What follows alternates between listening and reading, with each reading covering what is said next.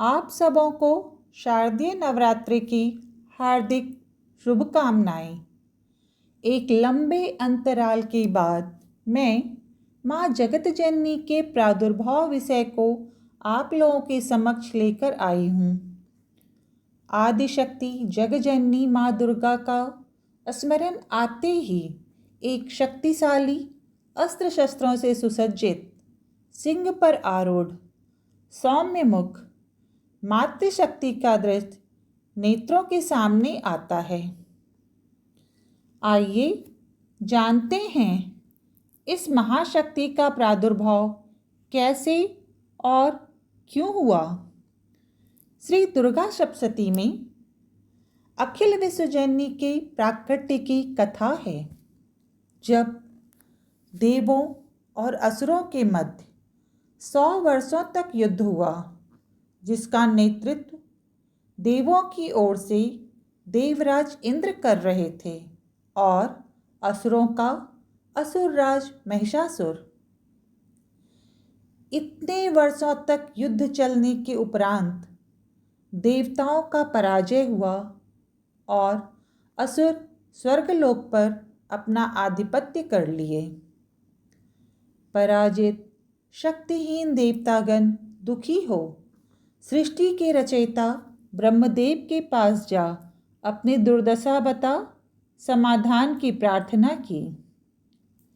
ब्रह्मदेव देवताओं की सहायता करने में अपने ही वचन के कारण असमर्थ थे, क्योंकि महिषासुर उन्हें अपनी तपस्या से प्रसन्न कर वरदान प्राप्त कर लिया था कि कोई भी देवता या दानव के हाथों उसकी मृत्यु ना हो। इसलिए ब्रह्मदेव इन सबों को लेकर भगवान विष्णु और देवादिदेव महादेव के समक्ष देवताओं को असुरों के अत्याचार से उबारने की प्रार्थना की। Heartfelt greetings to everyone for Sardiya Navratri. After a long gap, I have brought the topic of the embodiment of Mother Durga before you. As soon as we remember Adi Shakti, Goddess Durga, the Mother of Universe, the sight of a powerful, well-armed, a gentle-faced Mother Power mounted on a lion appears before our eyes. Let's know how and why this superpower emerged. In Sri Durga Saptasati, there is a saga of the personification of the Mother Universe. When there was a combat between the deities and the demons for 100 years, which was led by the Devraj Indra from the deities' side and the demon king Mahishasura from the demon's side. After the warfare continued for so many years, the deities were defeated and the demons took over sovereignty over the heaven. Defeated, powerless deities were sad and went to the creator of the universe, Brahmadev, explained their plight and prayed for a solution. Brahmadev was unable to help the deities because of his own words, because Mahishasur had pleased him with his penance and got a boon that he would not die at the hand of any god or demon. Therefore, Brahmaji took all the deities along and went before the Bhagwan Vishnu and Devadidev Mahadev and prayed to save the deities from the tyranny of the demons. Brahma ji के वरदान के विषय में जानकर भगवान शिव ने कहा, महिषासुर का वध कोई नारी शक्ति ही कर सकती है।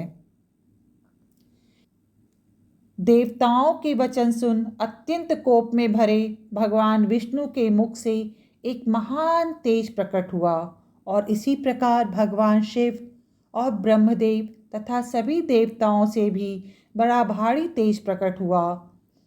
सभी महान तेज का पुंज आपस में मिलकर जाज्वल्यमान पर्वत सा जान पड़ा, जिसकी ज्वालाएं संपूर्ण दिशाओं में व्याप्त हो रही थी, जिसकी तेज की कोई तुलना नहीं थी। एकत्रित होने पर वह एक नारी के रूप में परिणत हो अपने प्रकाश से तीनों लोकों में व्याप्त जान पड़ी। After knowing about the boon of Brahmadev, Bhagwan Shiva said that only a female power can kill Mahishasur. Hearing the words of the deities, Bhagwan Vishnu, who was extremely angry, emitted a great radiance from his mouth, and similarly a great radiance emerged from the Bhagwan Shiva and Brahmadev and all the deities. The masses of all the great effluences together appeared like a blazing mountain, whose flames were spreading in all directions, whose radiance had no comparison. When gathered, it transformed into a woman and seemed to permeate all three worlds with its light.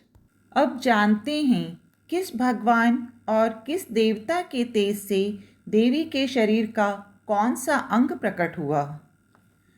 Now let's know which body part of the goddess appeared due to the glory of which Bhagwan and which deity. यद्भुच्छाम्भवं तेजस्तेन जायत तन्मुखं याम्येन चाभवन् केशा बाहवो विष्णु तेजस। भगवान शिव के तेज से देवी का सुंदर मुख प्रकट हुआ। देवी के काले केस मृत्यु के देवता यमराज के तेज से निकला और दोनों भुजाएं भगवान विष्णु के तेज से प्रकट हुआ। The beautiful face of the goddess appeared from the glory of Bhagwan Shiva. The black hair of the goddess came out due to the brilliance of Yamaraj, the god of death, while both the arms of the goddess appeared from the effulgence of Bhagwan Vishnu.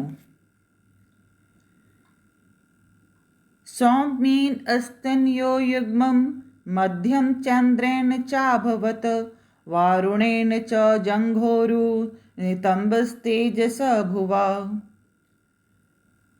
Chandradev की तेज ने देवी के दोनों वक्षस्थलों की रचना की तो देवी के कटि प्रदेश का प्रादुर्भाव इंद्रदेव की तेज से हुआ।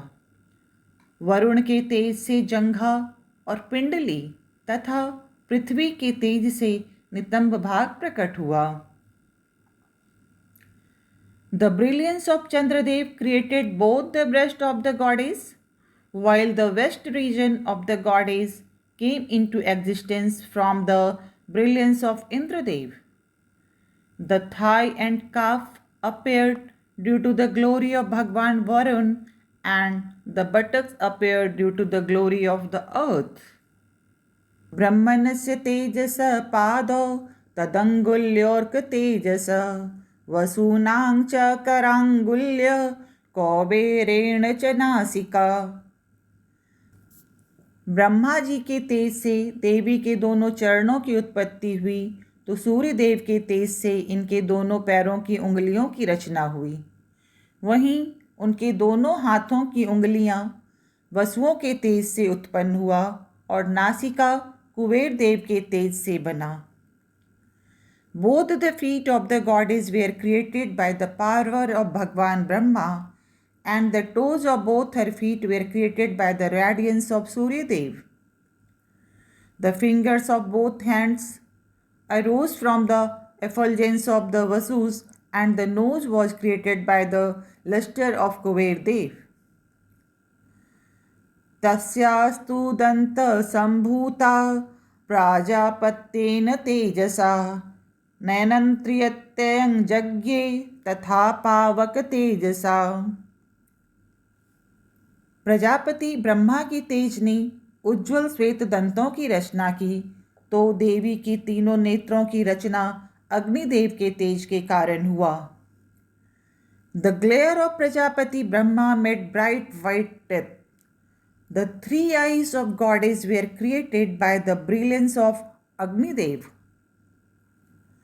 भूर्वो च सन्धयोस्तेज श्रवणावनिलस्य च अन्येषां चैव देवानां संभवस्तेजसां शिवा। संध्या के तेज से भौवें बनी, वायुदेव के तेज से देवी के दोनों कानों की उत्पत्ति हुई। इसी प्रकार अन्यान्य देवताओं के तेज से करुणामयी देवी के अन्य अंगों की रचना हुई और देवी अपने पूर्ण स्वरूप में प्रकट हुई। The eyebrows were formed by the magnificence of Sandhya and both the ears of the goddess were shaped by the glory of Vayudev, the god of wind. Similarly, other parts of the compassionate goddess were created from the radiance of the other deities and the goddess appeared in her full form. कल हम देखेंगे किस भगवान और देवता ने देवी को श्रृंगार के लिए क्या वस्त्राभूषण भेंट किए और कौन कौन से शस्त्र प्रदान किए। आप सब इस चैनल को सब्सक्राइब, लाइक और शेयर कीजिए और हाँ, नोटिफिकेशन बेल हमेशा ऑन रखें जिससे मेरे आने वाले वीडियोस आपको मिलता रहे। आप मेरे वीडियोस को टेलीग्राम चैनल पर भी देख सकते हैं। Tomorrow we will see which Bhagwan and deities presented clothes and ornaments to the goddess for adornment and what weapons were provided. You all subscribe, like and share this channel and yes, keep notification bell on so you can get my upcoming videos easily. You can also watch my videos on Telegram channel. या देवी सर्वभूतेषु शक्तिरूपेण संस्थिता नमस्तस्यै नमस्तस्यै नमस्तस्यै नमो नमः।